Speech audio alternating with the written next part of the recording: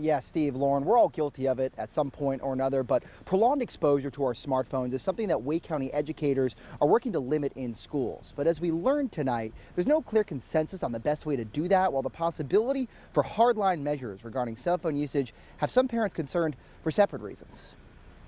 It's challenging because it would be very helpful, especially to school administrators and teachers, if we had a consistent policy across the district. Kimberly Matsune has 2 kids in the Wake County public school system, including a daughter who deals with chronic migraines. She has a special device that's activated by her phone that helps her stop a migraine in its tracks. She doesn't want social media in the classroom, but it's the worst case scenario that has Kimberly concerned about the unforeseen impacts of an all-out cell phone ban in the district. If we didn't have her cell phone on her person at school where she could actually use it, she could potentially be in the hospital.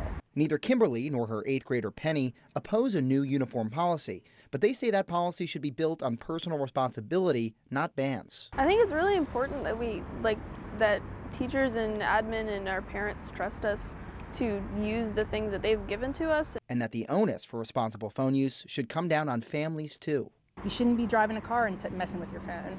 And you shouldn't be doing that in the classroom either, because you should be learning and paying attention. We also spoke with Mike Martin, part of the Triangle consulting firm RTI, brought in to analyze what's worked and what hasn't in other parts of the country. He says overstepping on a new policy can create its own problems. This doesn't become about policing cell phones all the time and creating, just a lot of challenges with enforcement. Elsewhere around the district, some parents have safety concerns. Without that communication between the parent and the student, there's no way for us to, know if our children are safe. Dina Hamilton's daughter goes to Wake Young Women's Leadership Academy and was a student there in November when the school was put on code red lockdown as police searched for the man charged with firing at several cars near I-40.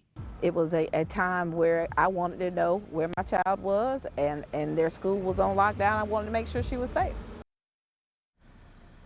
Eyewitness News covered those breakout board sessions earlier today where this notion of phones as a potential barrier to learning was discussed at length. And we did ask Penny Matsune what her experience has been like in the classroom. She said at least here at Moore Square Magnet Middle School, there have not been any widespread issues with phones and kids. And I should note that we are still in the feedback phase of this entire project. The Wake County School Board hopes to draft a policy by March. That's the point at which parents have until to get their thoughts in to the school board. We're live in Raleigh. Sean Coffey, ABC 11. Eyewitness News. That's right.